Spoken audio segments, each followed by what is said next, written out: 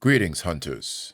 And yes, it's almost here, just a few more days before the next mainline entry into the Monster Hunter franchise. For those of you that don't know, which is probably most of you, I've been playing Monster Hunter since Freedom 1.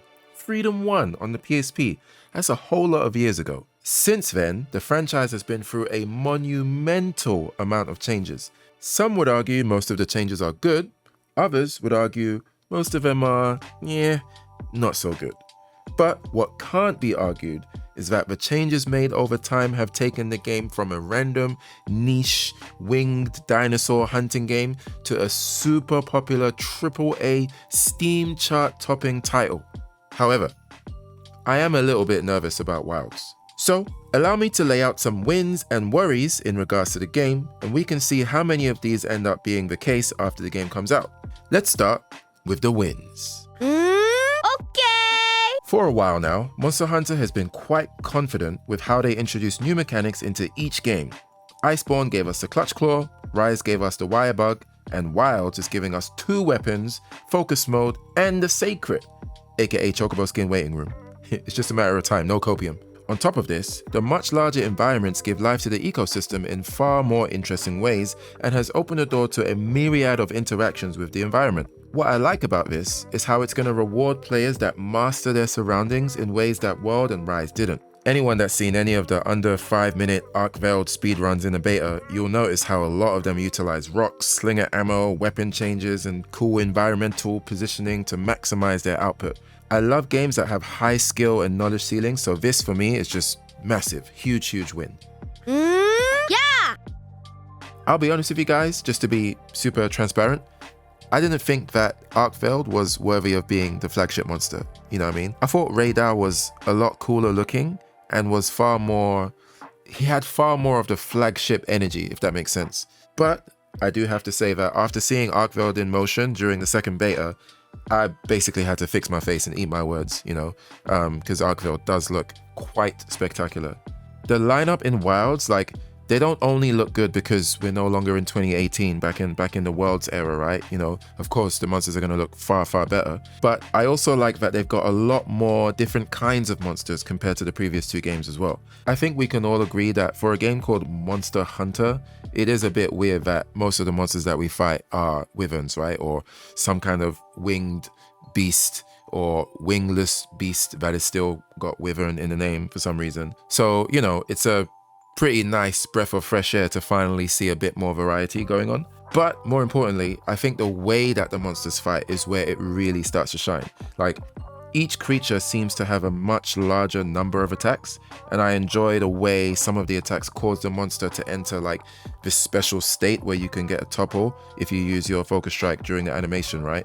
A good example of this is when Ray Dao uses one of his lightning attacks, and after doing so, it will just stand there for a moment, basically, essentially inviting you for a free dropkick to the face. That's what he's like, yo, come at me, bro. I'm here, my face is open. You got about 7 seconds, seven seconds to the end.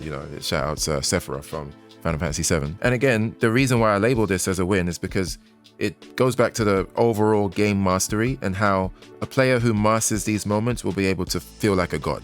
It's why Sekiro, for me, is just one of my favorite experiences ever made. Top 3 action-based combat games of all time for me, simply because of how great it is at making you feel like an absolute ascended being when you play well. So if Monster Hunter is able to give me a hint of that, I don't expect it to be on the tier of how Sekiro makes me feel when I perform great. But if it can dip its toes into that, then I'm gonna be a happy hunter. You know what I mean?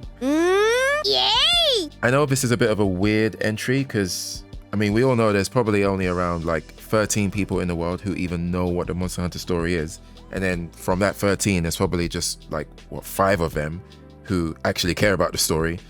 But I will say that I appreciate the effort from Capcom to focus on this area a bit more, especially because they don't even have to do that. The game is going to sell either way, so the decision to actually try and focus on the story experience and make it better is a sign of a developer who's really trying to get more and do more and push themselves further in ways that they don't often do, It's also nice because making the story experience a bit more sharpened just It just allows the devs to create much better cinematic moments in the game. World was quite good at transitioning from a scene where you'll meet the monster for the first time, and then it will seamlessly transition from the cinematic into the gameplay, right? Like, they were quite good at doing that. And I think Wilds is pushing that even further. Plus, I'm glad to see that the co-op experience when playing through the story seems to be a lot smoother compared to World, because World was just, that was a rough one, right? Like having to play through the game or play through a quest, and then you trigger a cutscene, and then you can fire a SOS, or then you can make a party, right? So,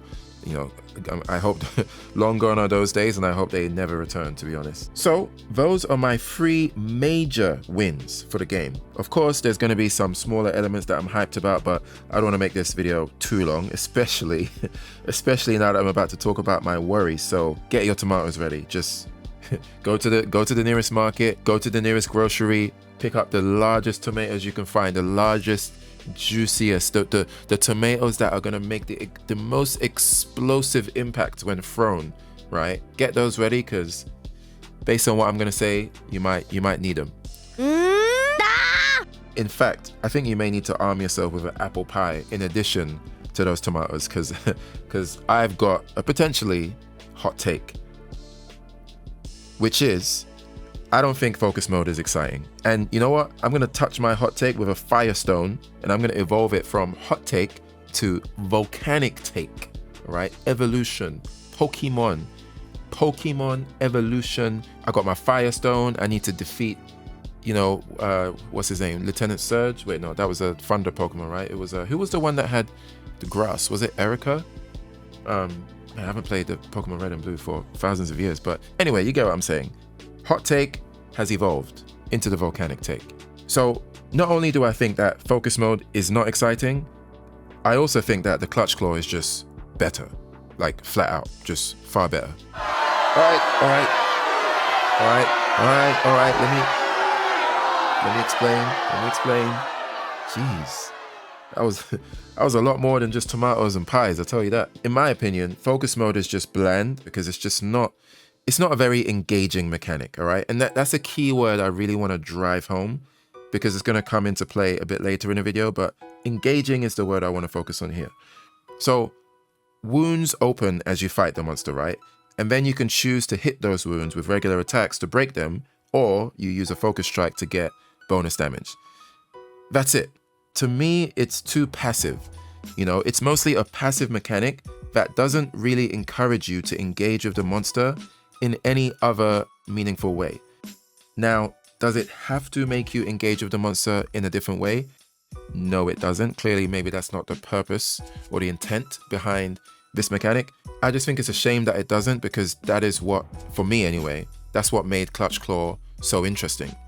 Now, I understand that the Clutch Claw was super hit and miss for players, and I do agree that tenderizing became too much of a requirement for, optimizing damage, but I love how the Clutch Claw isn't something that just passively happens without any further input. Like with the Clutch Claw, you could wait for the clagger to safely latch on to the monster, or if you knew your openings, you could get a safe clutch and tenderize easily. And I like how you would be fighting something and then, you'd put your weapon away to take advantage of an opening. And I think this kind of interaction felt way more engaging to me, because it made you think about a different aspect of the fight, even if only for a moment, And let's not forget about how satisfying banging a monster into the wall was, right? Like, and how that just made the player consider surroundings too.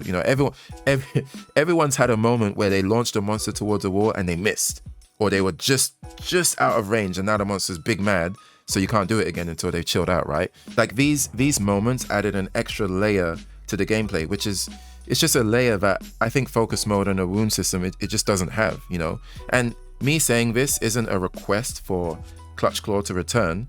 And to be honest, they shouldn't bring it back, and I think they should keep introducing new ideas going forward. But hopefully I explain my position so that I don't sound too crazy, since I know the dislike of Clutch Claw is quite powerful and rampant among a lot of players.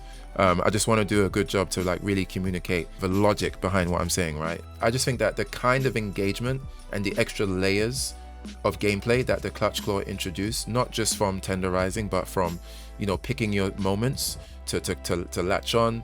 And don't get me wrong, I'm not saying that the Clutch Claw was a perfect execution of the idea, because we've all had moments where you're clearly aiming at the head and then your character latches on and they just zoom all the way to the back of the tail for some reason, right?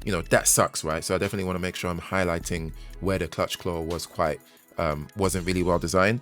But again, just the layers, the different kind of engagement, forcing you to pick your moments, punishing. Like, I love how you would get punished when you're too greedy, right? Let's say the monster's not in rage mode and you really want to get the warband because you really want to get, extra damage, and then now you're panic clutching, right? And then you're just getting flung off, or you're just picking the horrible moments, and then next thing you know, the monster's in rage mode, so you just wasted the past 5 minutes because you couldn't latch on, and then now you can't do it anymore because they're in rage mode, right? Like, all of the elements that presents thanks to the clutch claw isn't there with focus mode and the wounds, and to me it's just a shame, and again, it's a completely different mechanic, but I think it's possible that they could have introduced a mechanic that was very, very different but engaging in a different way, or a similar way, or similar but also different, right? So that's my stance on why I think the clutch claw is far superior to the focus mode and the wound system. Whew, boy, this is a big one. So the conversation of difficulty in Monster Hunter is quite rough. It's rough to explore because there's just so many different kinds of players who play for different reasons. They've entered the community at different times, so everyone just has a very, very different take on this. My take is it would be a monumental shame if there isn't any walls, at least for me. And what do I mean by this? What do I mean by walls in the game? Since the first game that I played, Freedom 1 on the PSP back in the day, and playing from then all the way up to World and Rise, and eventually Wild in a few days, there's always been some fights which took me quite a while to actually get the kill. In Freedom 1, it was Rathalos and a bunch of other creatures as well. In Freedom Unite, it was Nagakuga for sure. I particularly remember Nagakuga. I can't remember if Tigrex was introduced in Freedom Unite or if that was in a different version. But basically, the game where Tigrex first appeared, I got my ass handed to me multiple times by Tigrex as well. And even in World, it was, Anjanath, Rajang, Barioth, and more, right? But then we get to Monster Hunter Rise, and I didn't have a single wall. Like, not even a single one. Not until, like, the anomaly monsters, right? Is that what they're called? I think that's what they're called. I can't recall. It wasn't until that tier of monsters where there began to be some friction that started to show up, which is good.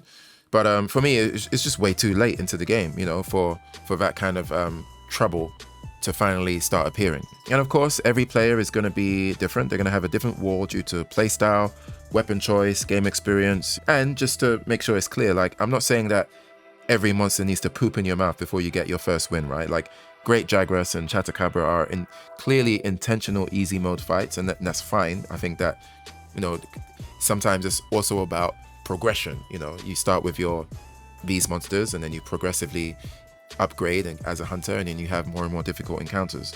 And some people will say that, well, this is what high rank is for, this is what G rank is for.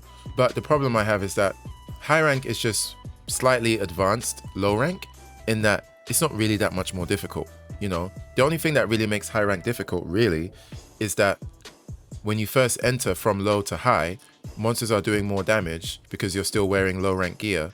And now you have to spend a bit more time to overcome and slowly move towards the high rank gear. But when it comes to the actual mechanics of the fight, it's mostly the same, And somebody might argue, well, you're going to get what you're looking for in G rank. Well, it's like, well, I mean, I'm pretty sure we're not going to get whatever the master rank or G rank equivalent is in Wilds in the base game. Whatever the expansion is, whatever Wilds' Iceborne is going to be, that's when we're going to get master rank, right? And that's not reasonable. That's not a reasonable thing to wait for to finally get some of the kind of challenge I'm asking for. And on top of that, the kind of, like, that is the problem, right? The kind of challenge that I'm asking for doesn't need to only exist in high or master rank. Like, there is a way, the same way that Jagras and Chatacabra exist as low tier, easy to fight monsters, that should mean that clearly there's a progression system with it, or monsters should be designed with this kind of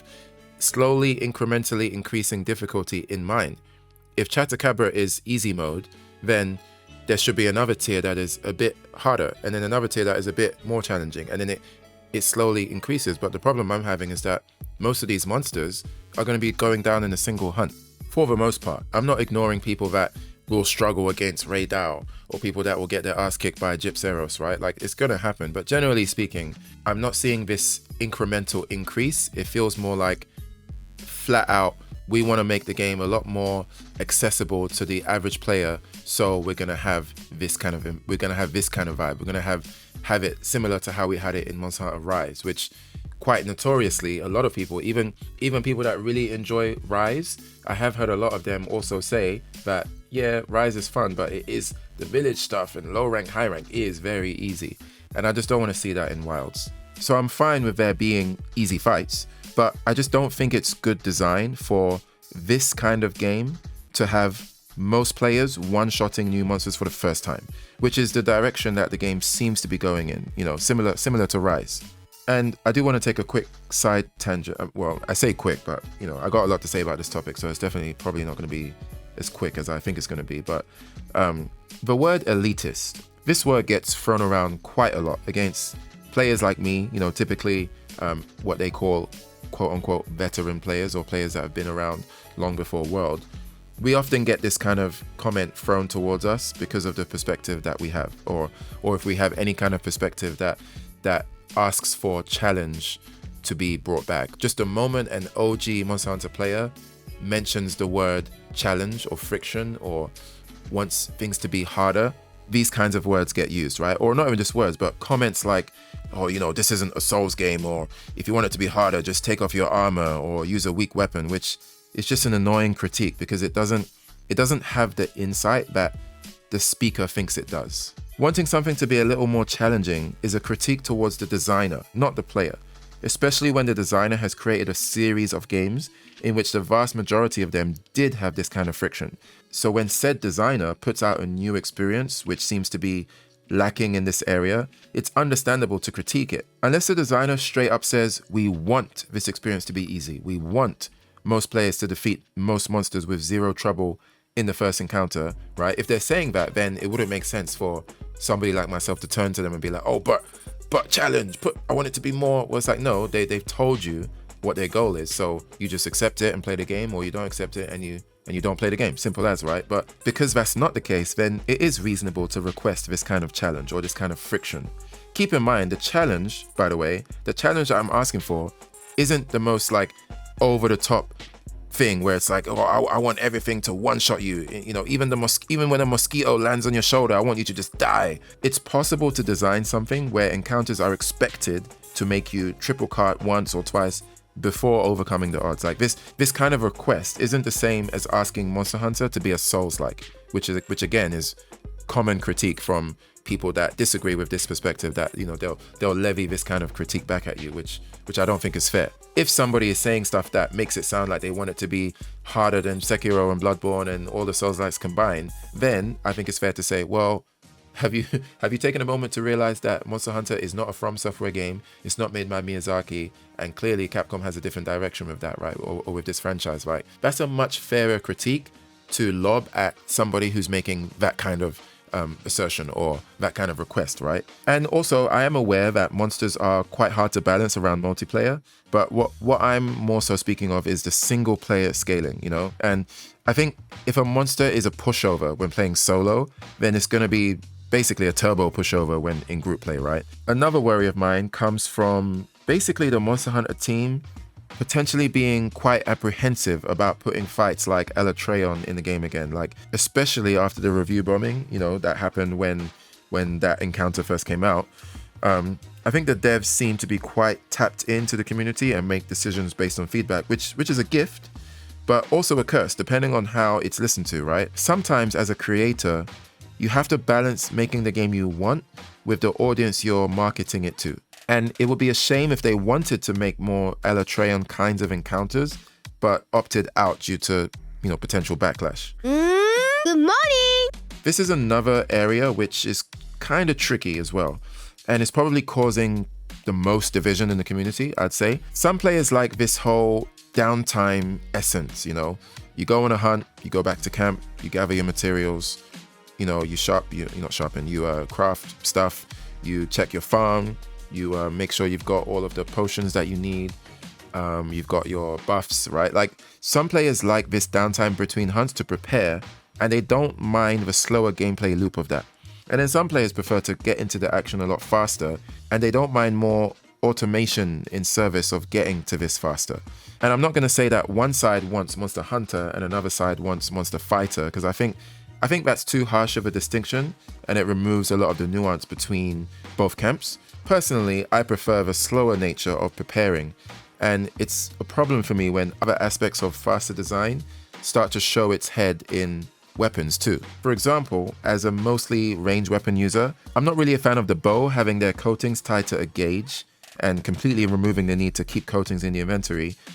Same with the base ammo for the bow guns as well. Because I don't focus, I play greatsword, I play hammer, I play hunting horn as well. There's definitely other weapons that I do play, but I haven't, since playing WoW in the beta, I haven't dived into them enough to have a fair commentary about some of this aspect or some of the issues that I have with the range weapons in the melee weapons, because I don't want to speak out of line. It's something that I don't have too much experience with. But from what I've heard, there are definitely a lot of complaints in this regard as well with other weapons. And I just think some decisions the devs have made makes it feel like they're sacrificing one approach for another, which is a shame, because I think there's ways to have both without compromising the other. I remember when Rise first came out, and it turned out that you didn't need to use cold drinks in hot areas and hot drinks in cold areas, right? It wasn't even that you didn't need to use them. They just weren't, they weren't even in the game, right? Just completely yeeted and deleted from the game. Now, is it really a big deal if you no longer need to take 3 seconds to drink an item? No, it's not that big of a deal, but I do think something of value is lost. Something about the fantasy of entering a volcano with your anti-heat potion is reduced when you can just enter the volcano without planning for it, right? Just walk in there like you're going into a 7-Eleven or something. I'm pretty sure the hot and cold drinks have made a return in WoW, and I think there's also some kind of food abilities that can create those effects too, so you don't have to carry the drinks with you. But it's the philosophy of their removal in Rise which makes me concerned about the future of the franchise when it comes to these things which seem small on the surface, but they do at times have some value. And you know what? I'd value you even more if you hit that like button and left a comment with your thoughts. What are your wins and worries in regards to Monster Hunter Wilds? I'd love to hear it, truly. Lastly, I'll be streaming Wilds on Twitch almost every day when the game launches, so feel free to join in for some hunting and chit chat at twitch.tv/EarthbenderCharlie. Link in the description below. Thanks again for watching, and happy hunting.